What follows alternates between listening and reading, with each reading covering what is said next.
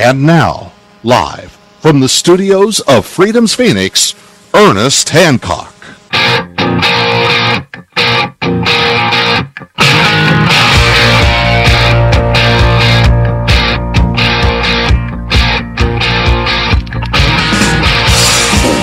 Yeah, we're under attack!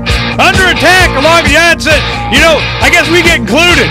Yeah, baby, that's what I'm talking about. Where's that? Hello. Well, I'm going to share with you some stuff I wanted to do, and here we go. All right.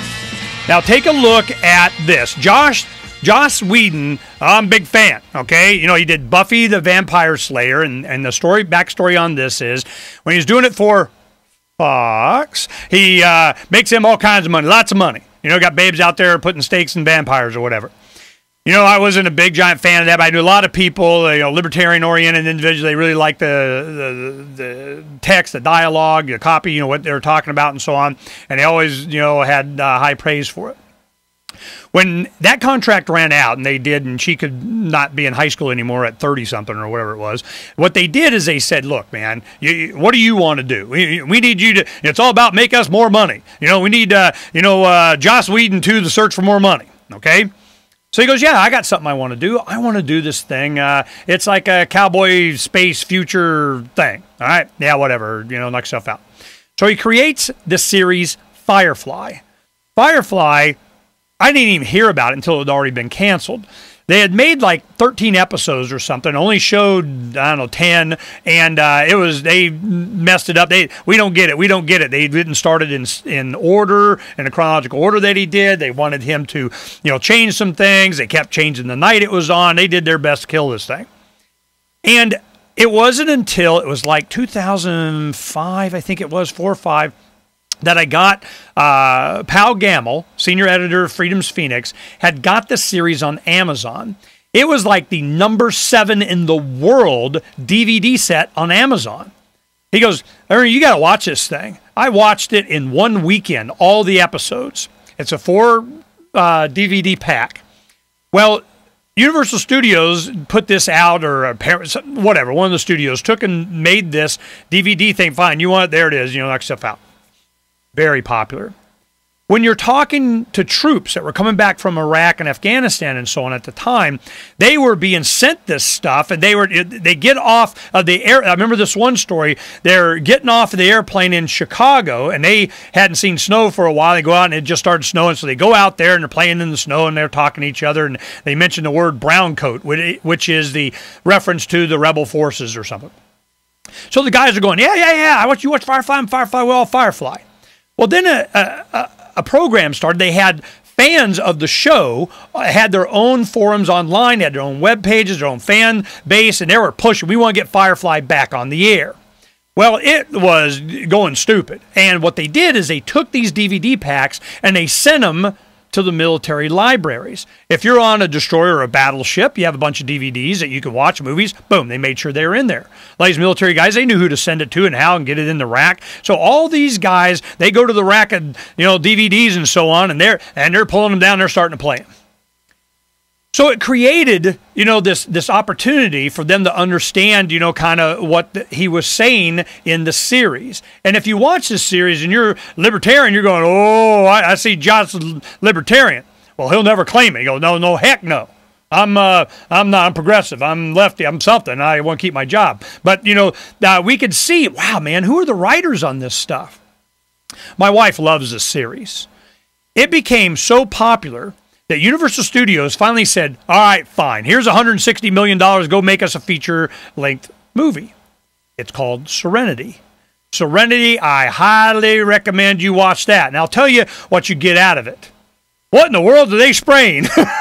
What happens when you terraform a planet and we put the bunch of stuff in there to kind of weed out aggression, to make people, and then all of a sudden it just, people just lost all their motivation. They laid down and died, an entire planet, 40-something million people.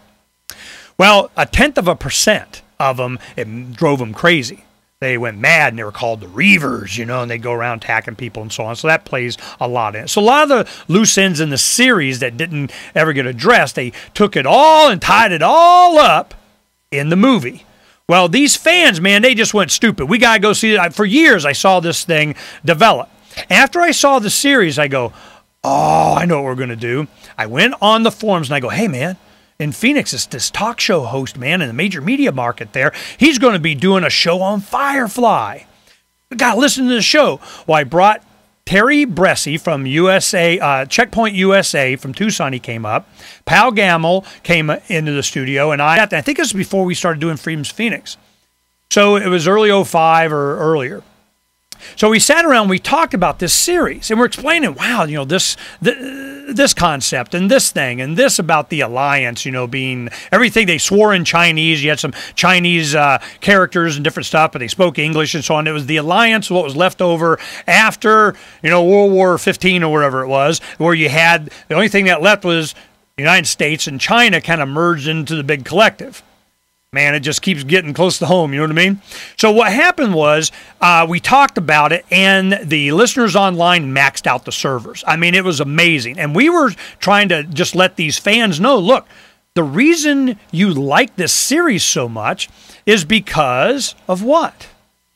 The reason you like this series so much is because it's the individual against the collective.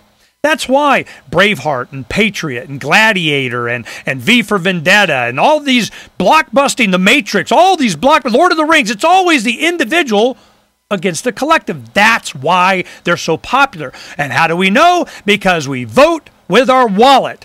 Wallet voting. That's what it always comes down to. So a lot of times, one of these times, I'll do one of my favorite shows is just a libertarian perspective on the movies. And we'll go through these. I've done this before. It's very popular. So now we have Serenity comes out. It's you know, it makes the money. You know, they're happy with that. Joss Whedon, you know, he's a great filmmaker, and all of a sudden he gets tapped for this one. Joss Whedon says Captain America and Iron Man won't be pals in his Avengers. Okay, all right. Well, you got Iron Man 3 is kind of the sequel to the Avengers, Thor, and Captain America. All right, then let's look at let's do Thor. I think it's the next one to come out. Thor, the powerful but arrogant warrior Thor, is cast out of the fantastic realm of Asgard, now we're getting into supernatural whatever, and sent to live amongst humans on Earth, where he soon becomes one of their finest defenders.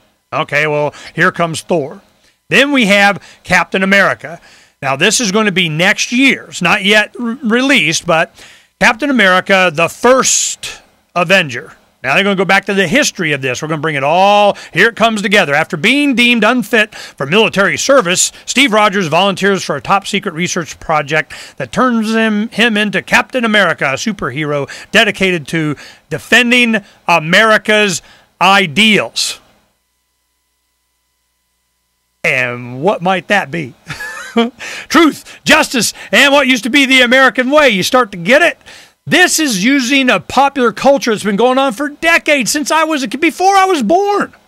You know, it's a psyop on everybody. I mean, it's not like it's out in the open. It's not like a secret, you know. So what role will Joss Whedon play in this? I'm a big fan. I don't know. I have no idea. We are going to find out, though. But regardless, either way, it's going to be popular. It's going to popularize the Avengers and the whole series and all these other guys, because they had the Hulk and then they remade the Hulk again because they needed to kind of tie it in to the Avenger thing. They already had a plan, okay? So I'm going, all right, Captain America, the first Avenger. So you can see I think the guy that plays Thor, Captain America, I think one of these guys is the actor that played George Kirk, Captain James T. Kirk's dad in the remake of the last Star Wars. So these are big name people, okay? This is not low budget, man. It's going to have a big impact. Now think about this.